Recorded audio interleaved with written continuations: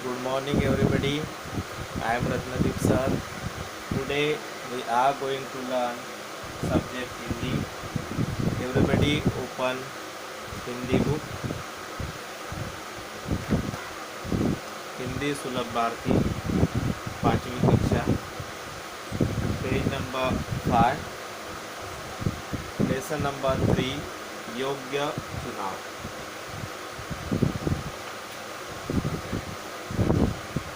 सभी का आज स्वागत है। आज हम हिंदी विषय के पाठ्यक्रम में से पाठ क्रमांक 3 योग्य चुनाव यह पढ़ने जा रहे हैं। सभी लोग शांतिपूर्वक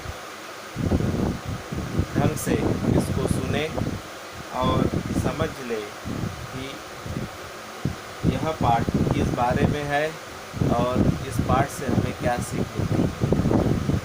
योग्य चुनाव। सबसे पहले आज हम यह योग्य चुनाव पाठ को पढ़ेंगे।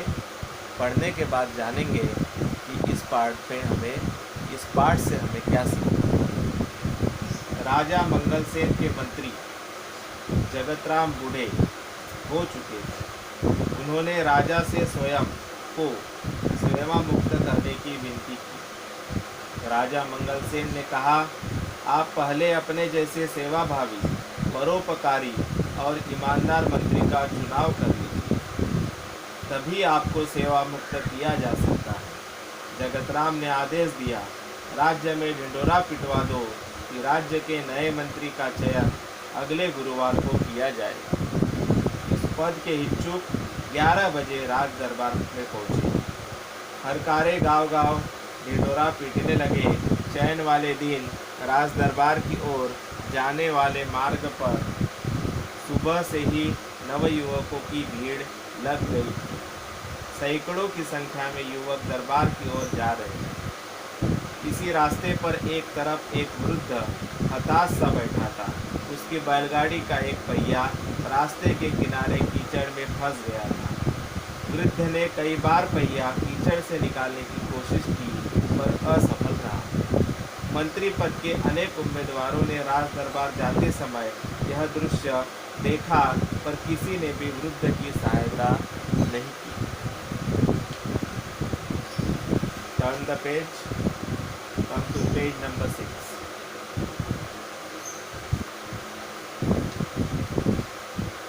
उम्मीदवार युवकों में एक था कर्मवीर। कर्मवीर निर्धन परिवार का प्रतिभाशाली नवयुवक था। वह तेजी से राज दरबार की ओर जा रहा था। उसी समय बैलगाड़ी वाला वृद्ध एक बार फिर पहिया कीचड़ से बाहर खींचने का प्रयास कर रहा था। यह दृश्य देखकर दरबार पहुंचने की चिंता न करते हुए कर्मवीर सीधे कीचड़ में उतरा। जोर लगाकर उसने बैलगाड़ी का पहिया कीचड़ से बाहर निकाला। वृद्ध ने उसे ढेरों आशीर्वाद दिए, फिर इनाम में कुछ रुपए देने चाहे, पर कर्मवीर ने विनम्रता से मना कर दिया। देर हो जाने की आशंका से भागते दौड़ते कर्मवीर दरबार पहुंचा। वह हाँफ रहा था, उसके कपड़े कीचड़ से सने थे। सारे उम्मीदवार उसे देखकर हंसने लगे। तभी बैलगाड़ी वाला वृद्ध भी वहां पहुंचा। वह वृद्ध कोई और नहीं बल्कि स्वयं मंत्री जगतराम। उन्होंने सारी घटना राजा को सुनाई। फिर जगतराम ने राजा से कहा, महाराज, कर्मवीर में वे सारे गुण हैं जो राज्य के मंत्री के लिए आवश्यक है। सारी बातें जानकर राजा मंगलसेन बहुत प्रसन्न हुए। उन्होंने कहा, जो सामान्य आदमी की पीड़ा से दुखी होता है, उसे दूर करने का प्रयास करता है, वही राज्य के ऊंचे पद पर बैठने का अधिकारी होता है। जगतराम जी ने योग्य व्यक्ति का चुनाव किया है। आज से कर्मवीर राज्य के नए मंत्री होंगे।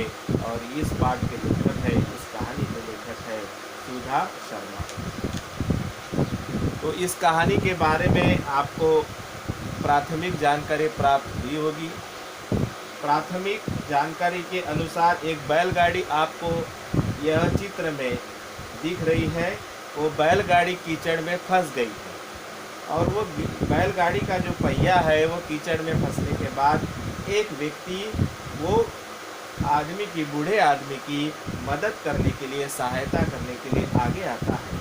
और कुछ व्यक्ति इस चित्र में आप देख रहे होंगे, कुछ व्यक्ति यहाँ है, वो देख रहे हैं, लेकिन मदद के लिए कोई उन व्यक्ति में से कोई आगे आया नहीं है। इसलिए यह कर्मवीर नाम का आदमी जो है वो पहिया को कीचड़ में से निकालने के लिए यह वृद्ध आदमी की मदद करता है। और कुछ व्यक्ति इसे देखकर वो राज दरबार की ओर चले जाते हैं। तो ये चित्र से ही हम लोगों को ये पाठ का सारांश और शीर्षक मालूम पड़ जाता है, और उसके बारे में हम विस्तार रूप से पढ़ेंगे। आज हम पढ़ने वाले हैं हिंदी कक्षा 5वीं हिंदी विषय का तीसरा पाठ, योग्य चुनाव। सुनो और दोहराओ। पहले स्टैंजा में क्या लिखा है कि राजा मंगलसेन के मंत्री जगतराम बूढ़े हो चुके थे। एक बहुत बड़ा राजा था, उसका नाम था मंगलसेन। और मंगलसेन के जो विश्वासु मंत्री थे, बहुत दिनों तक उनकी सेवा की, लेकिन अभी उम्र के हिसाब से अभी वो क्या हो रहे थे, उनकी शारीरिक रूप से वो थोड़े कमज़ोर हो गए थे, बूढ़े हो गए। उन्होंने राजा से स्वयं को सेवा मुक्त करने की विनती की। उन्होंने कहा कि प्रिय राजा, अभी मैं दरबार से और ये सेवा से मुक्त होना चाहता हूँ, मेरे जगह में किसी और का चुनाव कीजिए। राजा मंगलसेन ने कहा, आप पहले अपने जैसे सेवा भावी, परोपकारी और ईमानदार। सबसे पहले उसका गुण क्या था? जगतराम इनका नाम था। और जगतराम का गुण क्या था? जगतराम का गुण था, सबसे पहले वो परोपकारी था, दूसरों के बारे में सोचता था, सिर्फ स्वयं के बारे में नहीं, जो दूसरे के बारे में सोचता है वही सबसे बड़ा महान व्यक्ति होता है। और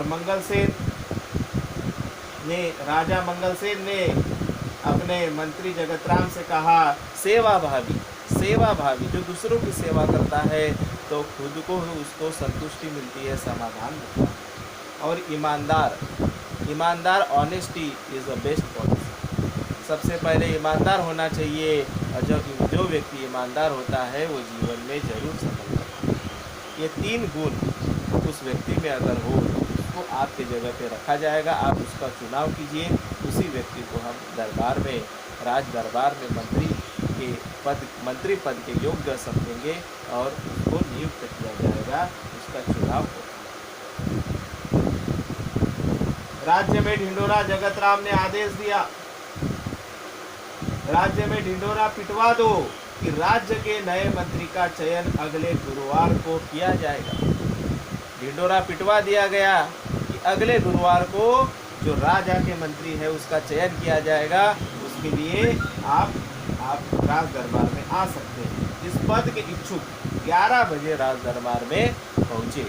जो मंत्री बनना चाहते हैं, इस पद के लिए लायक है, इस पद के इच्छुक है, वह आप राज दरबार में आने का आदेश राज दरबार से दिया गया। हरकारे गांव ढिंढोरा पिटने लगे, और ढिंढोरा पिटने के बाद चयन वाले दिन राज दरबार की ओर जाने वाले मार्ग पर सुबह से ही नव युवकों की भीड़ लग गई थी। नए युवक जो मंत्री बनना चाहते थे, सब नव युवक आ रहे थे। नव युवक की बहुत भीड़ लग गई थी राज दरबार में। सैकड़ों की संख्या में युवक राज दरबार की ओर जा रहे थे। और जिस रास्ते से यह युवक गुजर रहे थे, उसी रास्ते पे एक बैलगाड़ी में एक वृद्ध आदमी उसको बैलगाड़ी को चला रहा था, लेकिन वो किसी संकट में था, किसी बहुत बड़े संकट में वो फंस गया था। सब उसको देख रहे थे, लेकिन कोई उसकी सहायता कर नहीं रहा था। एक वृद्ध हताश सा बैठा था, उसके बैलगाड़ी का एक पहिया रास्ते के किनारे कीचड़ में फंस गया। वृद्ध ने कई बार पहिया कीचड़ने से खुद स्वयं कोशिश की, और जो बाहर वहाँ से गुजरने वाले, रास्ते से गुजरने वाले, राज दरबार की ओर जाने वाले जो युवक थे, उन्होंने यह सब दृश्य देखा, लेकिन किसी ने वृद्ध की मदद नहीं। वृद्ध ने बहुत कोशिश की कि वो कीचड़ से पहिया निकाले, लेकिन वह असफल रहा। मंत्री पद के अनेक उम्मीदवारों ने राज दरबार जाते समय यह दृश्य देखा, पर किसी ने भी वृद्ध की सहायता नहीं की। कोई आगे आकर वृद्ध की सहायता करने को इच्छुक नहीं था। उम्मीदवार युवकों में था एक कर्मवीर। जैसे ये बाकी युवक राज दरबार की ओर जा रहे थे, वैसे ही कर्मवीर भी राज दरबार की ओर जा रहा था। कर्मवीर निर्धन परिवार का एक प्रतिभाशाली नवयुवक था। वह तेजी से राज दरबार की ओर जा रहा था। उसी समय बैलगाड़ी वाला वृद्ध एक बार फिर पहिया कीचड़ से बाहर खींचने का प्रयास कर रहा था। बैलगाड़ी का जो पहिया है कीचड़ में फंस गया था।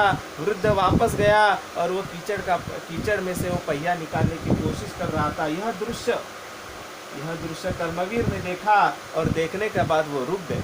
कर्मवीर जी रुक गए और उन्होंने देखा कि एक वृद्ध आदमी बैलगाड़ी का पहिया कीचड़ में से निकाल रहा है और जोर लगाकर, और कीचड़ से यह दृश्य देखकर दरबार पहुंचने की चिंता उसने नहीं की। उसको मंत्री पद की लालसा नहीं थी कि मैं जल्दी दरबार में जाऊंगा तो मुझे मंत्री पद के लिए चुना जाएगा। उसने इसकी चिंता नहीं की। वो बोला कि विलंब हो जाएगा तो चलेगा, लेकिन इस परिस्थिति में, अकस्मात परिस्थिति में जो आगे दृश्य देख रहे हैं, घटना दिख रही है, उसको मुझे मदद करने की, सहायता करने की जरूरत है। जोर लगाकर कर्मवीर ने बैलगाड़ी का पहिया कीचड़ से बाहर निकाला। वृद्ध ने उसे ढेरों आशीर्वाद दिए। बोले बहुत बहुत बहुत धन्यवाद बेटा कि आपने इस बूढ़े आदमी की मदद की। मैं कई समय से इसको निकालने की कोशिश कर रहा था, लेकिन मैं निकालने में असफल रहा, लेकिन आपकी वजह से मेरी बैलगाड़ी का पहिया कीचड़ से निकल गया। वृद्ध ने उसे ढेरों आशीर्वाद दिए और इनाम में कुछ रुपये दिए, लेकिन रुपये प्राप्त उसने नहीं किए। रुपये जब वो बूढ़े आदमी ने, वृद्ध आदमी ने वो कर्मवीर को दिए तो कर्मवीर ने उसको मना कर दिया, विनम्रता से मना कर दिया। देर हो जाने की आशंका से भागते दौड़ते कर्मवीर दरबार पहुंचा। अभी बोला कि मुझे तो दरबार जाना है, समय तो हो ही गया, इसलिए वो क्या है, पैदल चलते हुए भागते दौड़ते वहाँ पे पहुंच गया। वह जोर जोर से हाँफ रहा था और उसके जो कपड़े थे वो कीचड़ में फंस गए थे। सारे उम्मीदवार उसे देखकर हंसने लग गए, सभी लोग उसे देखकर हंसने लग गए। तभी बैलगाड़ी वाला वह वृद्ध युवक भी वहाँ पे आ गया। वह वृद्ध कोई और नहीं बल्कि स्वयं मंत्री जगतराम थे। वह जो वृद्ध, बैलगाड़ी वाला वृद्ध जब वहाँ राज दरबार में पहुंचा तो कोई और नहीं था, वो जगतराम ही थे। उन्होंने सारी घटना राजा को सुनाई। फिर जगतराम ने राजा से कहा, महाराज, कर्मवीर में वो सारे गुण है जो राज्य के मंत्री के लिए आवश्यक है। सारी बातें जानकर राजा मंगलसेन बहुत प्रसन्न हुए। उन्होंने कहा, जो सामान्य आदमी की पीड़ा से दुखी होता है, उसे दूर करने का प्रयास करता है, वही राज्य के ऊंचे पद पर बैठने का अधिकारी होता है। सामान्य मानवी के बारे में जो सोचता है, उनकी पीड़ा को जो समझता है, उनके दुख को जो समझता है, उनके दर्द को जो समझता है, वही सच्चा आदमी होता है और वही दूसरों की सेवा कर सकता है। इसलिए कर्मवीर में जो तीन जो गुण थे, पहला गुण था कि सेवाभावी था, परोपकारी था और ईमानदार इसलिए कि जब वृद्ध आदमी ने उसकी मदद करने के बाद जब कुछ पैसे देने चाहे तो उसने विनम्रता से मना कर दिया। परोपकारी वृत्ति थी कि उसने दूसरों की मदद की, सहायता की, और सेवाभावी भी वृत्ति थी कि दूसरों की उसने संकट समय में सेवा की। ये तीनों गुण पर्याप्त थे उसके योग्य चुनाव के लिए, और सामान्य आदमी की पीड़ा वह समझता था और इसीलिए उसे ऊंचे पद पर बैठने का अधिकार है। जगतराम जी ने योग्य व्यक्ति का चुनाव किया और आज से जगतराम के जगह पे नए मंत्री होंगे कर्मवीर, और कर्मवीर का सभी की सहमति से और राजा के आदेश से कर्मवीर का चयन किया गया और आज से मंत्री जो है वो कर्मवीर राज्य के नए मंत्री चुने गए। इस कहानी से क्या सीख मिलती है बताओ मेरे प्यारे बच्चों? इस कहानी से आपको क्या सीख मिली? दूसरों की सहायता करना चाहिए, संकट समय में दूसरों की मदद करना चाहिए। जो दूसरों के काम आता है और दूसरों की सेवा करता है वही सच्चा आदमी होता है, और संकट समय में दूसरों की सेवा करनी चाहिए। यह सीख हमको। इसके बाद इस कहानी बहुत ही अच्छी कहानी है। योग्य चुनाव के बारे में आप लोगों को घर पे पढ़ना है। पाठ पढ़ो, समझो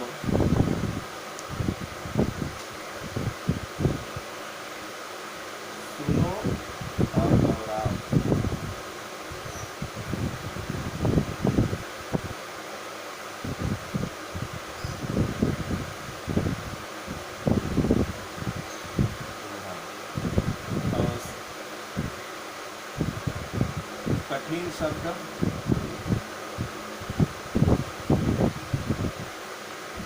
लिखो। कहानी से क्या सीख मिलती है यह लिखो।